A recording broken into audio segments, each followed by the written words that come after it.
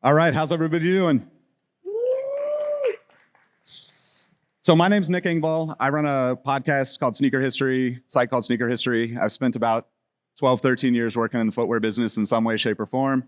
A lot of these people up here I've worked with at some point along the way, and they all have very unique hustles going on through their passion for footwear. And I just wanted to bring them together to kind of showcase to you guys what's possible. So I'll let them introduce themselves. My name is Chris, also known as Nightwing2303. We have a YouTube. Thanks. We have a YouTube channel, Wear Testers, as well as a media site, weartesters.com, where we focus on primarily the performance of the shoes that you guys wear. My name is Gary Lockwood, better known as Freehand Profit, and for the last 9 years, I've been making one-of-a-kind masks out of highly coveted sneakers. My name is Jacques Slade, aka Cousteau, I guess is the best way.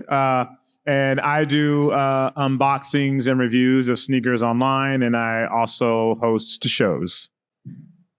And my name is Reina, also known as Viva la Reina on Instagram, and I do these illustration series called Soul Fatale, where I integrate sneakers with pinup art. My name is Tamara, aka Tamara Dhia. I am a TV host and a sneaker enthusiast, and I've parlayed my passion for sneakers into a wonderful side income. So here we are. Right on. So I didn't tell you guys this, but I want to try to take a couple questions at the end from anybody, so we'll save a little bit of time for that. But I just wanted to start out, kind of ask if you remember the first time you got any amount of money, because I know we all started at very, very little amounts to do this because we were already doing it just for the love of it. So maybe talk about your first experience getting that first check connected to sneakers. I don't remember the first check. I remember the email from YouTube asking if I wanted to be a YouTube partner and thinking, oh crap, I'm going to be able to earn a living. And about a year later, I got my $100 stipend that you have to earn up to before you get cashed out. So wasn't making anything right away. But when I got that partnership, that was the day that I was like, in 5 years, I'll replace my income with this. And in 3 years, I replaced my wife's income. So she quit her job. And then 2 years later, I replaced mine and then quit mine. So 3 years, Chris will not be up here. His wife will be. No, but one of the things I wanted to point out is just like the time that it takes. So if everybody can just keep that in mind, because I know we all put in way more than people see, because people just see the Instagram account. That's great. Well, I was going to say 10 years later, I'm sitting here. So. Yeah, I mean, the first time got a check off of the sneaker mask, it was small stuff. But the one that stands out in my head most was the first commissioned mask I ever made was the LeBron 4 Dunk Man. And those came from the designer of the shoe. So I thought that meant a lot to me as far as milestone, not only being my first mask, but coming from the person who designed the original. So that was dope. For me, it was when I was working for a sneaker publication. This was back in 2010. I made a YouTube video called Today in Sneaks, and I remember I got paid $25 for creating that video. And for me, the first time I made money from my sneaker art was when I printed just for fun, not even intending to sell. And I just offered it just to friends, just to say like, hey, like this is what I made. And before I even asked for money, like people were just like giving me cash. And so that was very unexpected. And I was very shocked. So that was my first time. I guess my story is a little bit different. We have YouTubers and sneaker artists. I've started making money just simply because I loved sneakers and started posting them on my Instagram. I think the first time I really realized it was something dope was when brands started reaching out to send me free sneakers. And for someone that spent a lot of my money on sneakers, I was like, oh snap, like it's coming back to me somehow. And then they started reaching out to pay for me to post their sneakers online, which again, I was like, is this real life? Is this happening? And yeah, it's pretty rad, I gotta say. I'm pretty excited about it. So I think that it's important to just recognize the variety of ways that you can go about it. And more importantly, just like the passion that you can see from every one of these people up here, how they're able to just continue to do something that they are passionate about. And eventually it will happen, regardless of how difficult it is. And like Reina said, oftentimes like it's your friends and you think they're gassing you up, but they're actually just wanting you to do what you love because they feel it. So I want to kind of switch gears a little bit. I want to ask, mainly because I am proudly a sneaker hoarder, and I think that comes with the territory when you're buying something that just takes up space and you can only wear one at a time until somebody creates, a 6-shoe pair. But how do you balance the passion? Because it feels like, even for me, somebody who does mostly behind the scenes business work in this world, that I can never turn off. And sometimes that's draining. So, how do you turn it off and on? And like, how do you keep that going? For me personally, it doesn't turn off. And there was a number of times throughout these 10 years that I felt like just kind of like throwing in the towel. I'm tired, body hurts, spending lots of time, like all your free time building a brand or a business, and you want to do other stuff. And so there's been many times when I've taken breaks from creating content, and then I realize that I'm talking to my wife about sneakers, or I am talking to you about sneakers, or I'm texting Jacques and we're talking about sneakers. And I'm like, why am I going to stop getting paid for this when I'm still going to be doing it, when I can just get paid, do what you love, and do it every day? And so that's where, like, once you realize that when your passion fuels your income, it's like that saying where you never feel like you work a day in your life. It's literally that. I wake up, I'm like, what do I want to do today? and I just do whatever I feel like and make cool content. I mean, I'm going to reiterate a lot of what Chris said, because that's really what it is. For me, art making is an obsession, and I'd be doing it whether I was making money or not. So I better start making money at it. And that's kind of how it's played itself out. As far as finding balance, I'm always looking for it, and I don't think I ever find it, because the scale's always going to be tipped towards the art. So the best way for me to find balance is to make the time for self-care, meditation, yoga, workout, whatever you do to keep your body sharp so that your mind can carry forward and hopefully be healthy. Now, and I say that being the worst at it, because the obsession kicks in and nothing is important but making that work. But yeah, balance just keep looking for it, I think, is the key, and strive for it, and hopefully you'll hang in there. Yeah, I would say I think work is work, no matter whether it's your passion or not. Work is work. When you're doing it for fun and collecting for the love of it, or just getting sneakers just because you love them, there is a certain like mental state that you're in, as opposed to when you're working. That's a different mental state that you're in, even if it's doing the same thing. And I try to separate those two. Know that sometimes, a lot of the times, the shoes that I'm getting, they are for work, because that's my job. But also like taking a moment to kind of step away and really appreciate what it is that I'm doing, and appreciate the sneakers that I'm doing. Like, I may get a pair of sneakers because I know I need to make a video about these and I need to review these. But it'll be like 2 weeks down the line when I just have some dead time and I'm like organizing shelves, and I see a pair of sneakers, and that's when I kind of take the time to be like, oh, okay, these are really dope, and like really take in what the sneaker actually is and what that sneaker meant to me way back then when I was originally kind of getting into sneakers.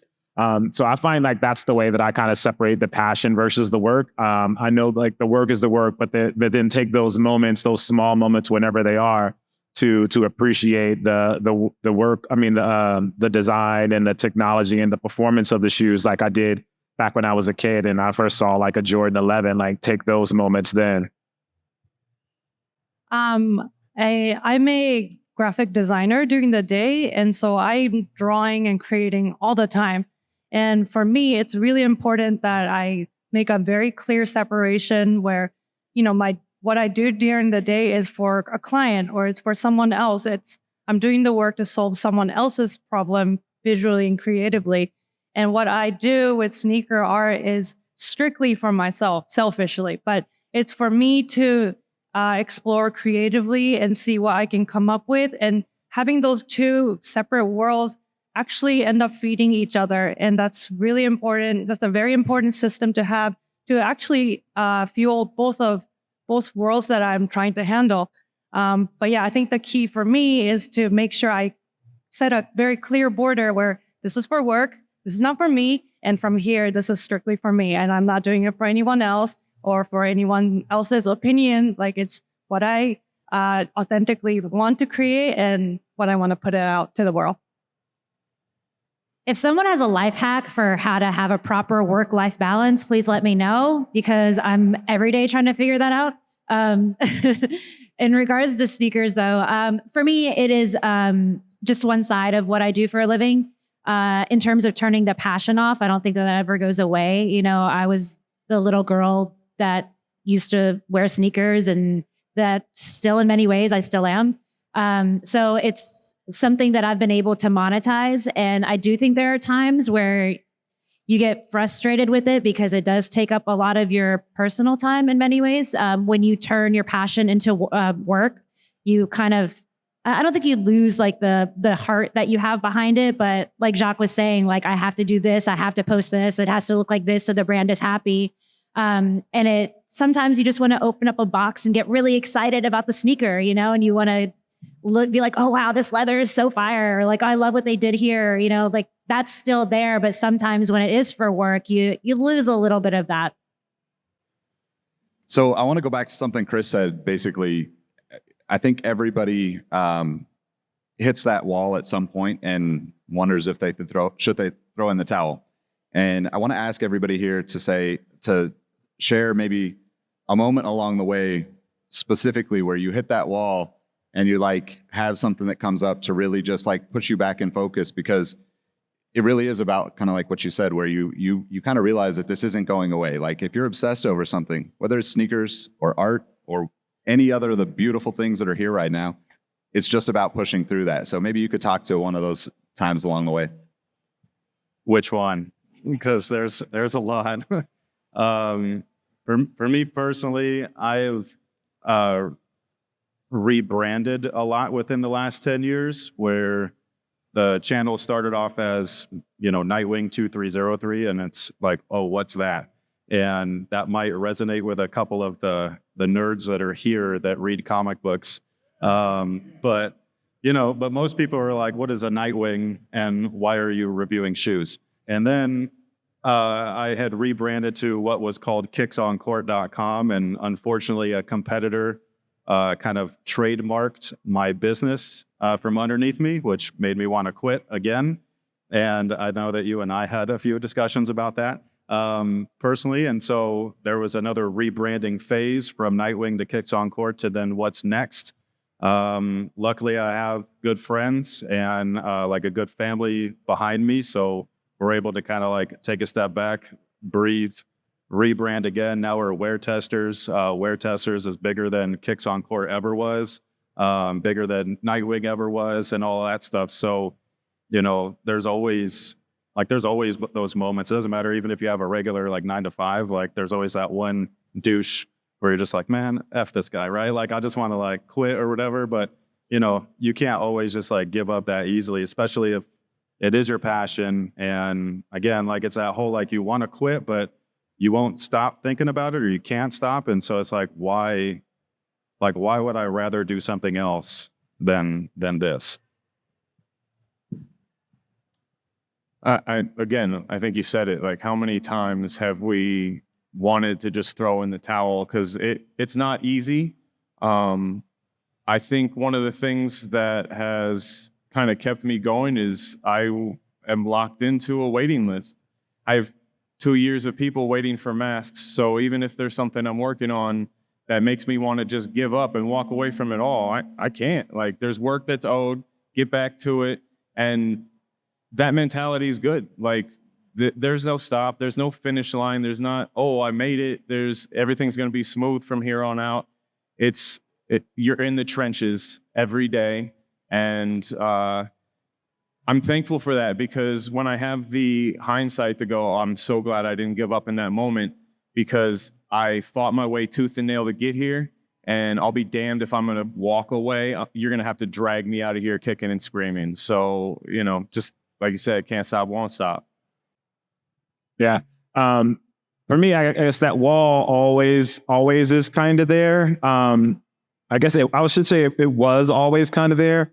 And that was more when I felt like I lost why I was creating. Instead of creating just because I loved it, I was creating more just because I wanted the audience to love what I was doing. And I had to change that perspective.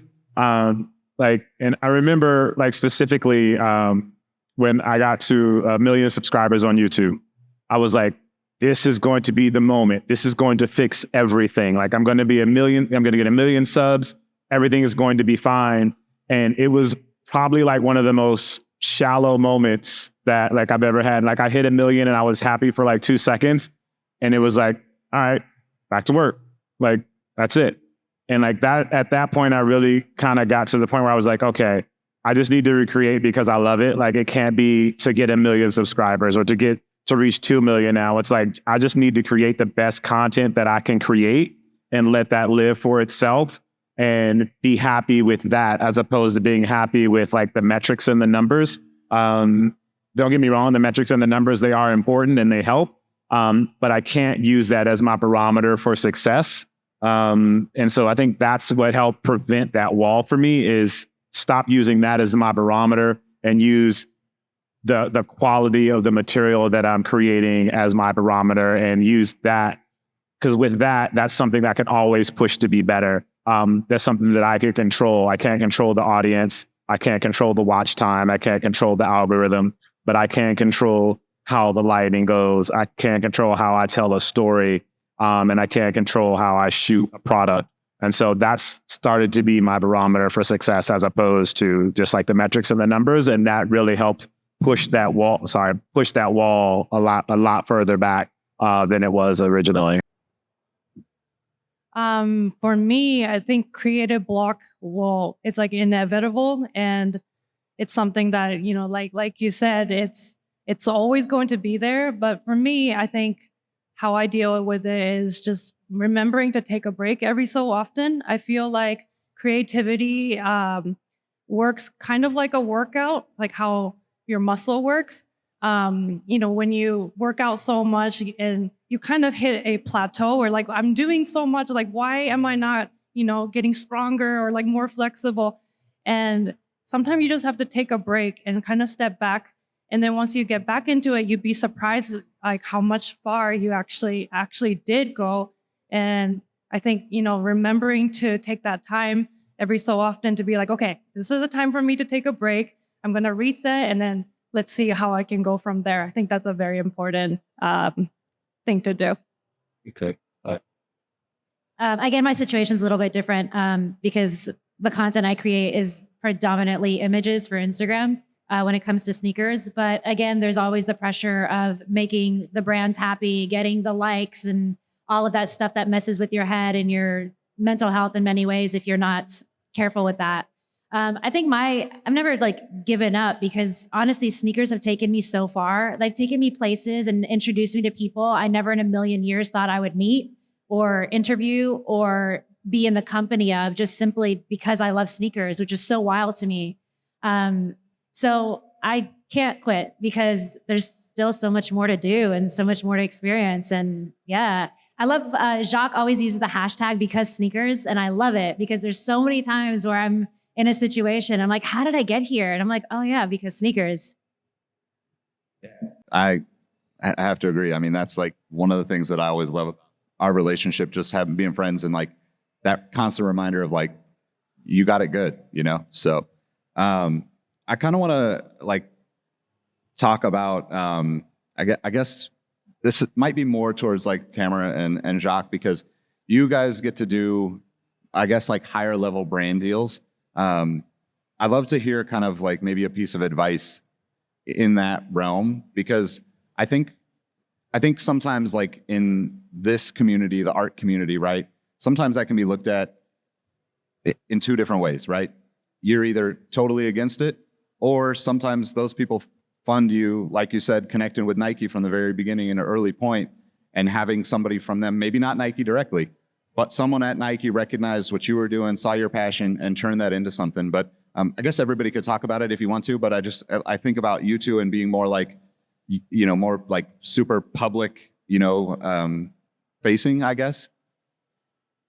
Okay, what's the Maybe like a piece of advice for that, for working with brands? Working with brands, yeah. I guess my piece of advice would be to let you know that the brands are coming to you because of what you've already done. They see the work that you're doing. Like, don't try to conform like, oh, I'm working with Nike, let me make something Nike-ish.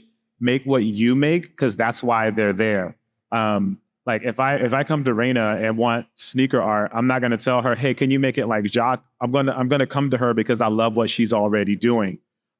So brands come to you for the art that you're already creating. So don't feel that you need to change what you're doing in order to fit their aesthetic. Create what you're creating. And part of you having that conversation is having that conversation with the brand up front, making sure that everybody understands exactly what's happening. And like, if you're coming to me for a video, you're going to get a video in my white room on my white table with my 3 camera angles, because that's the content that I create. And make sure that they understand that if they're going to come to me because they want me to sit in a room with comic book figures, I'm going to say, hey, you should probably talk to Chris, because that's not my vibe. That's not how I get down. I appreciate you reaching out to me, but if you want somebody that's going to create like that, there's a person who's better suited to do that. And don't be afraid to, and this is a little off tangent, but don't be afraid to give your other friends work. There's enough money out there for all of us. And if a brand comes to you and you know that there's somebody better suited to do that, give your friend or give a fellow artist the opportunity and let them prosper as well. Like, all this money isn't yours and all the popularity isn't yours. Be okay with saying, hey, this guy's better at that. You should talk to him. Because I think, one, it'll show the brand that you're not just about the money. It'll show the person that you're working with that you're not about the money and that you're about the community as a whole. And that there's this thing that they always say, rising tides lift all boats. So don't be afraid to help someone else out, because that favor will come back to you and you'll appreciate it as well. Like, you haven't done this all on your own and someone has helped you out. So be just as helpful to somebody else. Yeah, I think the best advice I could give, and just in life in general, is just be authentic. Like, if you're trying to be something you're not, your audience will see that, the brands will see that, and you're not going to engage the right people towards your content. I think, it's like, I grew up with sneakers, and like I said, I just started posting on social media. And then from there, brands came to me, which was so crazy, like Nike, Adidas, Puma. I mean, insane that they were like, yo, we want to work with you. And I was like, what? It's crazy to me every time it happens. But like Jacques is saying, just stay true to who you are and put out your voice and have it be central to who you are. And no one else can be you. And that's the beauty of it. And that's why brands will continuously come to you, because only you can do what you do. So on that note, I think the other thing that came out of that, like supporting your friends, like, I mean, all of us probably have dozens of people that we know here that we've known for a long time. But, and, I kind of called out Jacques and Tamara because you guys do like big brands more than the rest of us primarily. But could we talk about maybe some of the smaller partnerships that, like you said, you passing things back and forth, or even just, showing up to something like this that turns into, an opportunity, maybe something? Sure. So in that sense, like, I don't get paid for many things, this included, just saying. No, I'm just messing with you. But I don't think that that's a bad thing, because you never know where there's opportunity. So any any little thing, whether it's some dude trademarking your thing, that kind of like taught me to trademark the next logo and all that stuff to protect myself. And that's what every opportunity is like. It's like, it doesn't always have to be like cut the check. You know what I mean? Like to be able to build a community, you have to like just want to do it. Not because you feel like it's your job or because you feel like you are earning something. And, you know, like Jacques and you both, I've known you guys for almost the entire 10 years I've been doing this. The three of us have always been there for each other, and we've never taken anything from one another, like whether it be like monetarily or anything like that. So, and that's really what building a community is like. So, you know, I don't know really what else to say other than I would never personally turn down any opportunity to do anything, because you never know who you're going to meet on that other side that could change your life. So, you know, like I can't remember. I was going to say something that I heard somewhere else, but I just brain farted, so I'm not even going to bother. But basically, just like I would never say no. You know what I mean? Oh, I just remembered. Sorry. It's like when you're sorry. I do this all the time. My wife has a horrible time editing our videos. So basically, like I can't remember who said it, but there was some famous actor who was like, yeah, I never would turn down an interview with anyone, whether it's like some guy with a cell phone or maybe what you're doing, like on e-news or something, like a larger platform, just because somebody appreciates you. And that's the part about building relationships, is that you're showing your appreciation by just being like, hey, I'm going to be there for you. I gotta speak on the flip side of that coin, actually, because I took that approach for quite a many years, and I think I still do. Saying no to an opportunity is difficult for me because I'm a hustler. Like, you go out and you get it however you can find. But I have started saying no to certain interviews and certain opportunities because I want to make sure that the people that I'm speaking to understand the work in some capacity, whether they understand it from the art side or the sneaker side. But if you come in it blind, you're not going to ask the right questions. And even if you're asking the same questions that you hear all the time, it's not any new information getting out. So, you know, there's, like you said, there's two sides to that, because you could reach a new audience. You could make a new partnership that could last you a lifetime.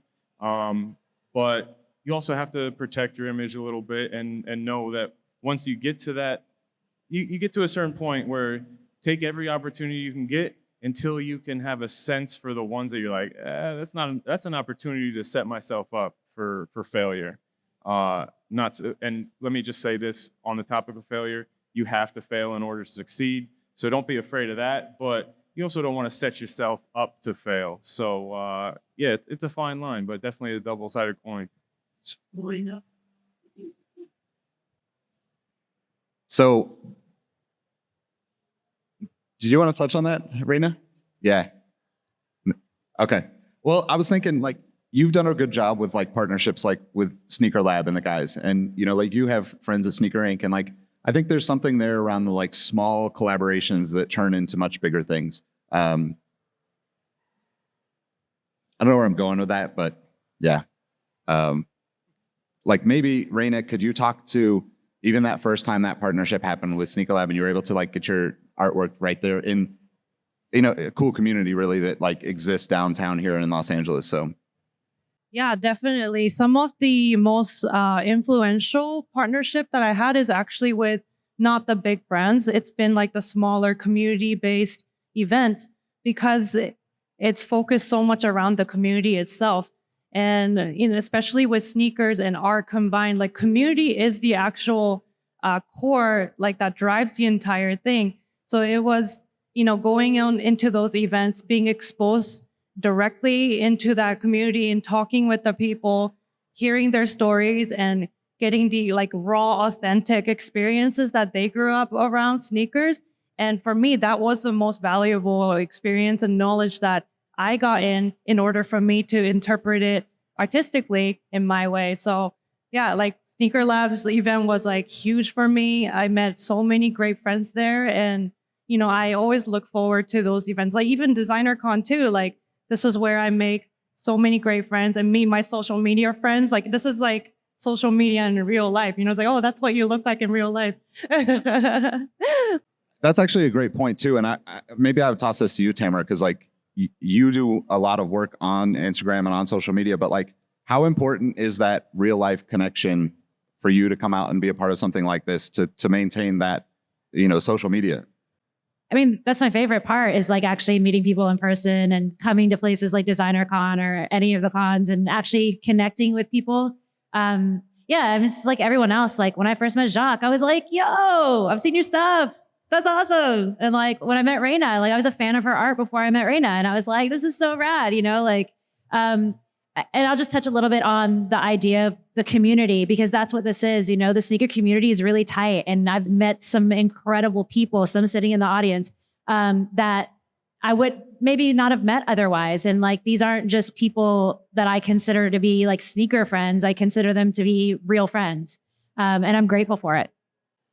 On that note, I think there's some kind of to what you were touching on earlier, but there's a certain vibe that you get with people. And I think that, you know, these events are also great because you get to see that there's thousands of people here that are interested in something that you're interested in.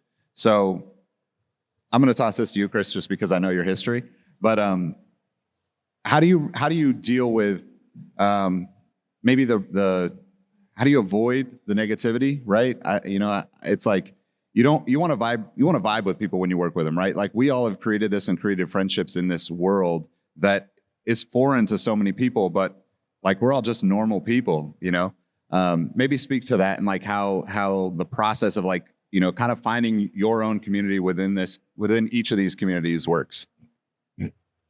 I've been pretty lucky to where it's been pretty natural. You know, where maybe a fan turns into a friend or something like that. Like what you were saying though, is that there are a lot of snakes in the grass. So you got to make sure that you're careful. They're everywhere and you usually can't see them. They're camouflaged. And there's a lot of people in just this space in general that will take advantage of maybe your platform or what you've built for their own interest or maybe their business's interest or whatever it is. You learn pretty quickly which one is which. Especially if you've done it for a long time. Everybody has like a Peter tingle. If you've seen, you know what I mean, the latest Spider-Man. But so everybody's got their little spider sense, and you've got to be able to like feel it and then understand that that's what that is. Like your gut feeling, that butterfly in your stomach, whether it's a good thing or a bad thing. You just got to like listen to yourself and kind of fill out a situation because there's lots of people where it's like we're cool in person, but not to the point to where I'd want to be on a panel with you. And that's not shade, but it is what it is. Versus something like this where you gel a little bit more with people, so you kind of stick within that little circle. You were asking about dealing with or avoiding negative energy, and I don't know that it can be avoided. But I think how you look at it, process it, and it's also about like a little bit of perseverance. When I first started, people were like, why the hell are you cutting up these sneakers that we love so much? And I'm like, just trust me. You'll understand, like see a few of these and you'll get it. And I feel like over the years, the tide's turned a little bit. There's still negativity from people that are new to it and don't really understand, don't necessarily see the love for sneakers that it takes to create them. But it's important that you put more weight to the positivity and the support that you receive. Because it is very easy. I could have a new mask posted and there could be 100 positive comments and just one nasty comment that you're raining positivity, but that negative comment is like a lightning bolt and it seems to hit just a little bit harder. And you have to step back and be, wait, hold on. I'm doing this to myself. I'm focusing on just the negative versus all of this other positivity. And you just got to just refocus and look back to that positivity.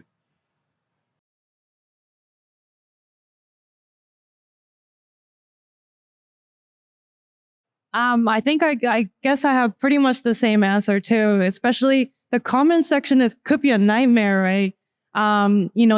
Especially for us, like when we create, we spend so many hours making this thing, and you expect it to perform a certain way, and it doesn't. Oh, it blows, yeah. And so, having negativity around what you create, like it will always be there. But it's, like you said, it's so important to have that mental like agility to be like, nope, like I'm not going to focus on this, and have that little adjustment. If you don't have any haters, you're not making enough noise. And I had to learn that the hard way. I think haters are just an effect of success in whatever you might be doing, whether it's sneakers or not. You can't be afraid, man. It's like, when I worked with Complex and I used to do all the videos, and that comment section was brutal. The first time I was kind of indoctrinated into the YouTube sneaker world through Complex, I got roasted so hard because they didn't want to hear some random chick talk about sneakers. They didn't know who I was. They didn't know where I came from. They didn't really care, to be honest. And if I had let them, break me down, which they kind of did low-key sometimes, because they could be mean as hell. But I wouldn't be where I am today. I would have given up, and who knows what path I would be on. But like, I didn't. I kept coming back to work, and I kept talking about what I was passionate about, and I kept posting what I thought was dope. And that took me so much further than, worrying about the lightning bolt comments that you get, because it's hard. Like, you can hear so many great things about what you're doing, and that one person that says that one thing, it gets in your head, and you're like, but you can't please everyone. And if you keep trying, then you're going to fail, and it's going to be worse than you started. So keep doing you, period. Yeah, absolutely. All right, last question, and then we'll open it up if anybody has any questions. So if you had somebody here is looking to make their way in the sneaker world, maybe make a little bit of extra money, what's one piece of advice you have for them? I don't know much about the money part, because like most of my money comes from the ad revenue. So all I could say is that if you want to create something, just create it. Whether you're applying for a job or you're just gonna start up a YouTube channel to talk about and use it as an outlet, just do something, just do it, because that little thing is like one baby step to the bigger picture. You just might not see it yet. You said one advice for someone looking to make their way with their passion for sneakers. I would have to say, from personal experience, it's you got that passion for sneakers. Find something else that you have a passion for and combine it with the sneakers, because there's a huge audience that likes sneakers, but you'll find your niche audience by further kind of identifying yourself through whatever you're creating. For me, it was masks, but you could be a chef, or you could be tennis player. I literally could be anything that you're into. Just combine that with sneakers, and chances are you got people waiting to spend money with you. Yeah, and I would say that the advice that we're giving now doesn't just apply to sneakers. It applies to really whatever it is that you like. Whether you are a makeup artist or a barber, or you make vinyl figures, or you do stencils, or you do woodwork, or you cook, or you're a librarian, whatever it is, you have a unique voice, and use your unique voice to tell your story through whatever it is that you love and that you want to talk about. All of us, we just happen to have sneakers is the common thread with us, but this could just as easily be a panel about lanyard makers, and we'd be like the top lanyard makers in the world, and we all discuss that in some unique way through our own voice. So I think that the core thing and the thing that's going to work best for you is you being you and being who you are and telling that story through your own lens. Even though we all love sneakers, we all tell our story of sneakers in our own unique way. Like, there's no way I could do what Gary does. Like it's impossible for me to do what Gary does. But I tell stories the way that I tell stories, and he tells stories the way that he tells stories. and we still are able to talk about sneakers. So for you out there, if you're a lanyard maker, tell your lanyard maker story the way you want to tell your lanyard maker story in your own unique voice, whether that's on top of a mountain somewhere and you love to hike and you make lanyards in a peaceful setting in the mountains with snow. If that's how you tell your story, tell your story. Or if you draw pictures of chairs and you want to do it on a volcano somewhere in Hawaii, like that's your unique perspective, and tell that unique perspective in your own way. And that's what's going to make the difference and separate you from what everybody else does and give you the advantage that only you have. Fuck. I think you just created an ultimate universe. I'll have to agree like 100% with what you just said. I guess if I can piggyback to that idea, I guess, you always have this crazy idea somewhere in your head, and it's a scary thing to execute it, right? It's like, what's the point of even making these things? But I think for me, speaking from experience, like combining sneakers with women, what is that even going to do? But it unexpectedly ended up giving me so many new opportunities. So it's important every so often to revisit those crazy ideas that you have. Like, what if I combine these two very, unrelated things? Like, what will happen? Like, you don't know until you try it, and you got to give those ideas a chance. I low-key want to make lanyards now.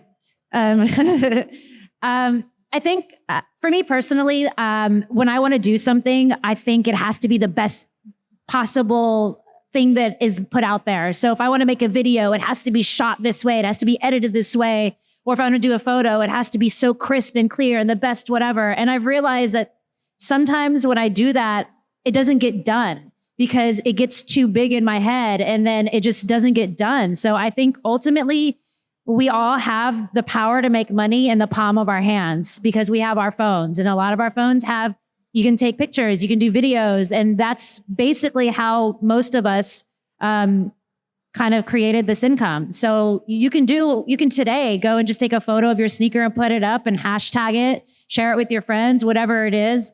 And like they're saying, just make it unique to you. So you just taking a photo of the sneaker, maybe not cool, but like if you live on the top of a mountain somewhere and you take a photo of that sneaker on top of that mountain, people might reshare it. And that's how, you'll aggregate more of an audience to your platform. So if you're a lanyard maker that wants to make lanyards on the top of a volcano, Jacques' your guy. But otherwise, that pretty much wraps it up. Does anybody have anything else they want to add? Does anybody have any questions for anybody on the panel or everyone? Coolest person you've met through sneakers and the story behind meeting them. All right. So the coolest person you've met through sneakers and the story behind meeting them. For me, it's just like certain NBA guys. Derrick Rose was one of them. Super cool guy. Damian Lillard.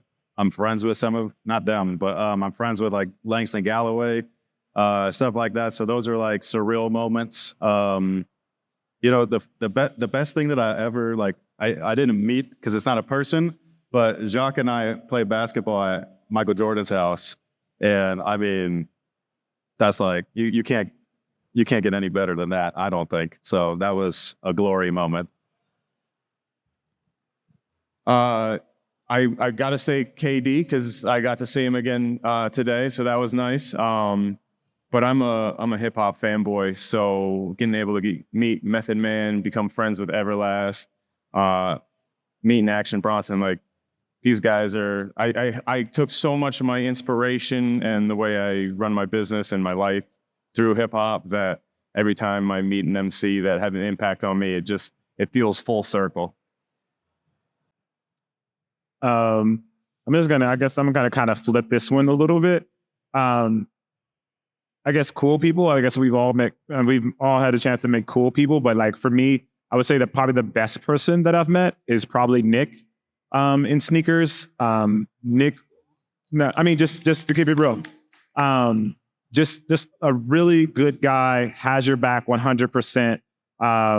Just like a really good person, and I've met quote unquote cool people. I've met Kobe, I've met Jeff Goldblum, I've met KD, I've met Kevin Hart. Like I've met those people, but like they don't have a direct impact on my life. Those are just like people like passing in the wind. Like you meet somebody at a grocery store and you meet them in line and you guys buy Snickers and like, oh, I like Snickers too. And like, that's kind of the conversation, but that's the end of that. They don't really have an impact on your life. But like Nick is someone I met through sneakers and has become a friend and like a confidant and someone that I know I can go to if I have an issue or if I have a problem with something, or that's going to give me advice or call me on my bullshit. Like he's like someone that has a direct impact on my life. So for me, I would say the best person that I've probably met in that world of that because of sneakers would probably be Nick. So that's my cool person. I was going to say KD too. That was crazy. For me, because of my art, like a lot of people, thankfully noticed what I was doing and they ended up, reaching out to me. And, Jeff Staple reached out to me. Homeo from Atmos reached out to me. It was like, and it's something that I never thought I would come across. And like meeting those people, talking to them was just like, is this even happening? That was very crazy. But yeah, like I'm very thankful for that.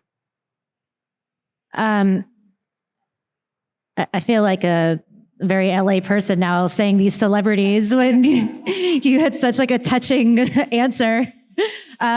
So yes, while I've been grateful to meet some incredible people through sneakers, you guys want the good. So I will say Kobe and LeBron was pretty cool.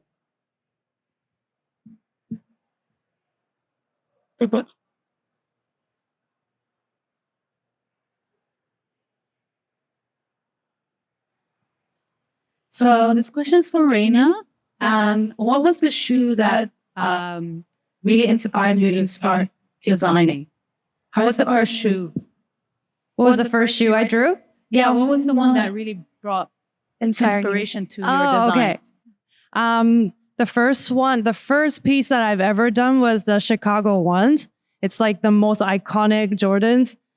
And so, yeah, I saw that and I didn't really grow up deep into the sneaker culture. It was something that I came to America and I met these sneaker heads and it just like blew my mind.